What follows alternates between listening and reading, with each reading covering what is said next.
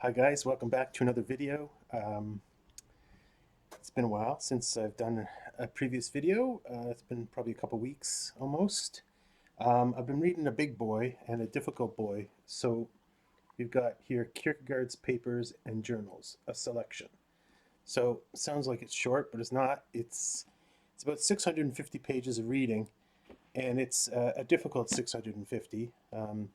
It ranges from personal stuff, his personal life to philosophy and theology, uh, pretty much. So it's. I mean, again, it took me a couple weeks, like maybe 3 weeks to read or whatever it was, and it was hard slogging because it's very rich and it's certainly worth your time. So there's no question it's worth your time. If you're going to read a book like this, read it well or don't read it at all. Um, so that's the case with any philosopher. Kierkegaard's a philosopher. These are his journals. So you think that would be pretty informal, but they're not. They're very thoughtful and they're very technical at times. Um, I don't have a huge background in Kierkegaard. I've read bits and pieces of him here and there, and I've always been attracted to him. But at the same time, anyway, you very quickly uh, realize that Kierkegaard's a very obscure writer, purposely. He's intentionally difficult to understand, and you learn in the book that that's part of his methodology. It's part of his pedagogy. Um, as Saint Augustine once said, something that's learned easily is not cherished. Where something that's you've taken time to learn, then it's going to be more valued by you, right? Anyway, I'm having a couple sups here. And I want to talk about Kierkegaard before too much time passes and sort of I lose my clarity on the book. So I bought this years ago. I bought this in a bookstore in Toronto. I think probably when I was doing my PhD, and I thought, I want to know Kierkegaard. He's an important theologian. How would I be able to speak of, being well rounded in my craft if I didn't know Kierkegaard? Um, Again, I knew all the basic points about him. I've taken classes in existentialism, and Kierkegaard, he's often called the father of existentialism. Um, there's always a big caveat there because he was he was a Christian, so a theist, and by definition, it's almost that it's required that for an existentialist to be an atheist. Um, I suppose there's some wiggle room in the sense that so, what's the basic definition of existentialism? Basically, it's the belief that you make yourself. It's the philosophy that you make yourself what you want to be. That you don't have a given nature that you're meant to conform yourself to. So, for instance, if we look at Aristotle, when he begins his book of ethics, he says, you know, what do all people want? All people want to be happy, he says. And if you look at his politics, he begins by saying, uh, I think he begins by saying, man is a rational animal. Okay, and that's a very sensible place for a philosopher to begin. You begin with a definition, right? A very concise definition that really gets to the essence of a thing. Well, to existentialists, essence is forbidden. Okay, so there's nothing you conform yourself to. You create yourself what you want to be. And that's called authenticity and so on. So I guess, like time wise, in a way, Kierkegaard is chronologically, I would say, definitely the earliest existentialist that I can think of. He was born in 1813 and he died in 1855. So, you know, even someone like Nietzsche, was Nietzsche even alive in 1855? If so, he's probably very young. So again, and Camus and Sartre and all those guys are 20th century figures. So and it's not something you have to suppose. Like Kierkegaard talks about existence, existentialism. He uses that word, and individuality, individual the individuality, the individual basis of everything, the basis that the individual is the basis of the foundation of everything, of religion, of morality, of everything. So he certainly fits in with the definition of existentialism. And if you'll permit me a bit of a further proof of this, even while stating that you can't be a theist and an existentialist, well, I guess you can if you take his route and say basically, okay, God created you, but he created you to create yourself. That certainly isn't that kind of a go around. And that's certainly the angle he takes. So I think that that's probably legit. I mean, no existentialist will say that there's no such thing as human biology, right? So I guess in that small admission of any existentialist, the most radical existentialist, we have a human biology, but insofar as that connotes any moral obligation on a person, an existentialist will say it doesn't. Okay? That the freedom is yours to create yourself, and in fact, it's not just a freedom to, it's an obligation to create yourself, right? To actualize yourself. These are the words that the existentialists prefer. Anyway, going back to Kierkegaard specifically, and this book specifically.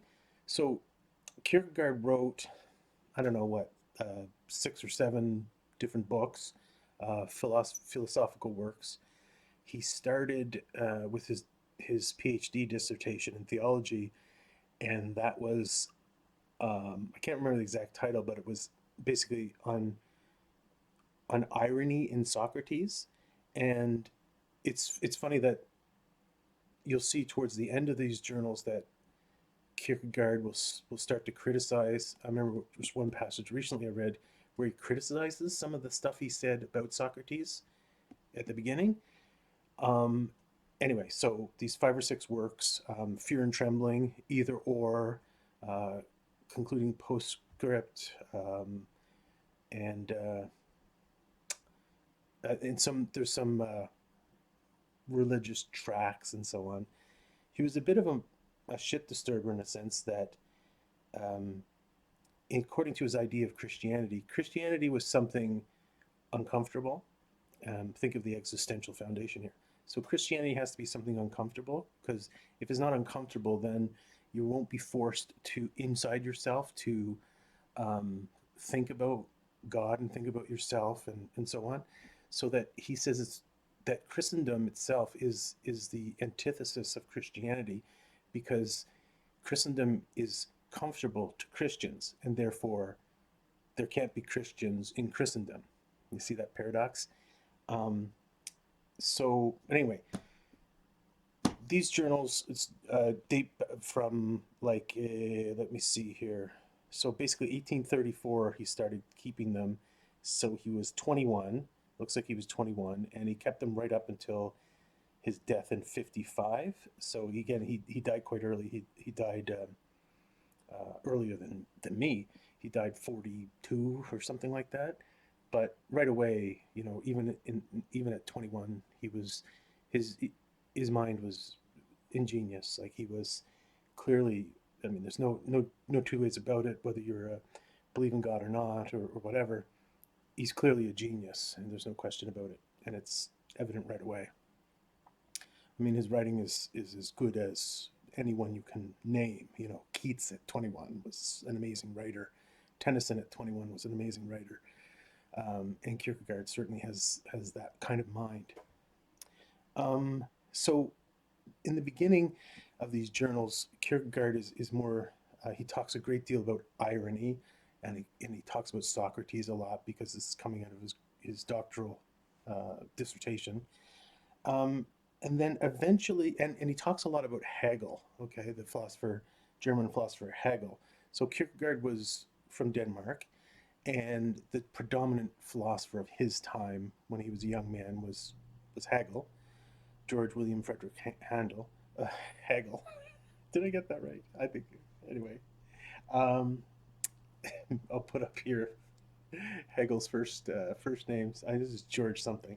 Anyway, um, so he starts off. These journals start off very philosophical and personal. Okay, so lots of talk about Hegel and Socrates, and then the personal side is a theme he revisits throughout the journal. Is he fell in love with a young woman, so he was say 21 or whatever, and he fell in love with a young woman who was 15, 16, and her name was Regina Regina Olsen, um, and they got engaged. And then Kierkegaard realized that he couldn't be a serious philosopher, serious writer, serious Christian if he got married. So he broke off the engagement. But he writes about her throughout the rest of his life. He never stops loving her, never stops questioning, you know, should he have done this? And he feels guilty and all that stuff. But he does stick with his decision, and is never never unchristian about it in that sense.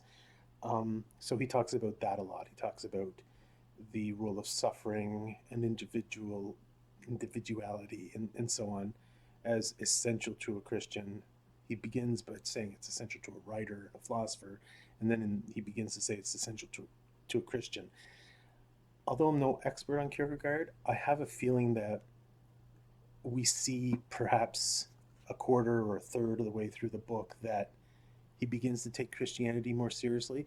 Because again, if I'm correct, I don't think he defines himself essentially as a Christian um, in the first quarter or whatever of the book, but then eventually that becomes the primary way in which he describes himself. So I think there's a bit of a whether a conversion or not, but this is very he focuses in on Christianity. And I mean, I could talk long about his particular view of Christianity. I mean, just bear in mind the things I've said about existentialism, which will very strongly affect his view of Christianity.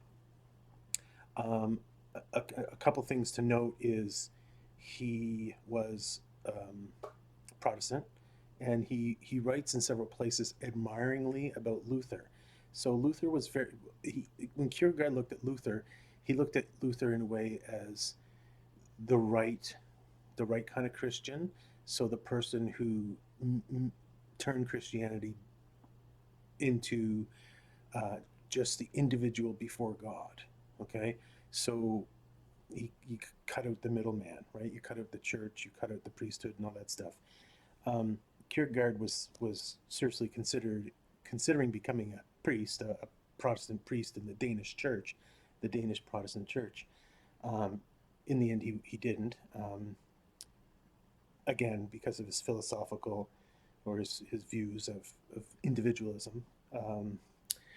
And but in the end, you see towards the end of the journal, he does criticize Luther. He begins to criticize Luther in several ways. He gets several things wrong, Kierkegaard says, but nevertheless, you can tell that there is a there's something very you know reminiscent of Luther in Kierkegaard, a very individualistic, uncompromising, um, the single person before God type thing, the passion too, and the intellectual commitment, but the passion.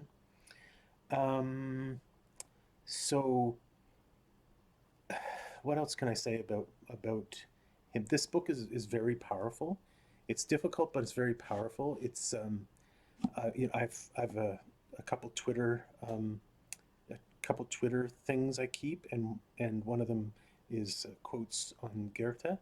I'm thinking if I can't find that somebody has a really good Twitter account devoted to quotes from Kierkegaard, then I'm thinking that I'll start one, because Kierkegaard's a lot like a few other writers like Goethe or Nietzsche, Germans.